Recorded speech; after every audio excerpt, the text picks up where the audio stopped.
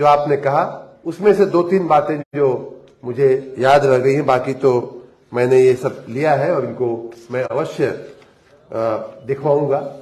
एक बात जो मेरे मन में हमेशा, मैंने पहले भी कहा है, उसके लिए मैंने प्रक्रिया शुरू भी करवा दिया है।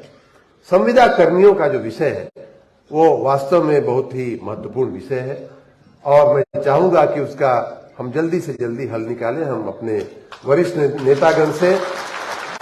नेतागण के साथ बैठ करके इसका क्या हल हो सकता है, हम उस दिशा में अवश्य काम करेंगे। लेकिन उसमें भी जो एक बात है उसको तो मैं तात्कालिक, मैंने ऑलरेडी कह दिया है, उसकी शायद 1-2 राउंड मीटिंग भी हो चुकी है यूपीपीसीएल में। वो ये है, मैंने सुना है, ऐसा मुझे आपके नेतागण ने बताया है कि संविदा कर्मियों के पगार में बड़ी विसंगतताएं हैं।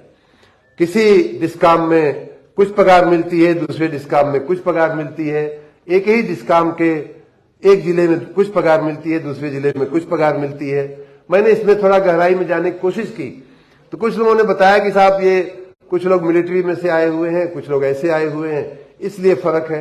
मैंने कहा वो भी देखो इसके, तो इसलिए ये विषय जो है वो पूरी तरह से मेरे दिमाग में है और उसमें अवश्य में कुछ न कुछ आगे काम किया जाएगा और आप सबको उसके सुखद परिणाम, सुखद समाचार अवश्य मिलेंगे।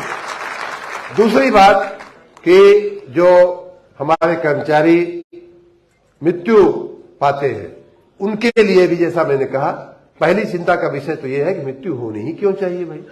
हम ऐसी व्यवस्थाएं, मैं तो आप लोगों का वही आह्वान करता हूं, आप जो इंजीनियरिंग किए हुए टेक्निकल बैकग्राउंड के लोग हैं, आप मुझे सुझाव लिख करके भेजिए या अपने नेताओं के मार्फत भेजिए कि कैसे इस समस्या को निवारा जा सकता है। इतना बड़ा रेलवे का तंत्र है, सोचिए, इतनी ज्यादा रेलवे फैली हुई है, लेकिन कर्मचारी का एक्सीडेंट तो नहीं होता है। अगर कहीं बाई चांस रेलवे में कुछ गड़बड़ी हो गई तो ठीक है, डब्बा पलटता है, पैसेंजर को वो नुकसान होता है, लेकिन कर्मचारी आए दिन मरे, ये दृश्य सिर्फ बिजली विभाग में और मुझे लगता है कि उत्तर प्रदेश में बहुत ज्यादा है। शायद अन्य राज्यों में भी होगा, लेकिन बाई द वे साल 6 महीने में एकाध घटनाएं ऐसी हो जाती हैं।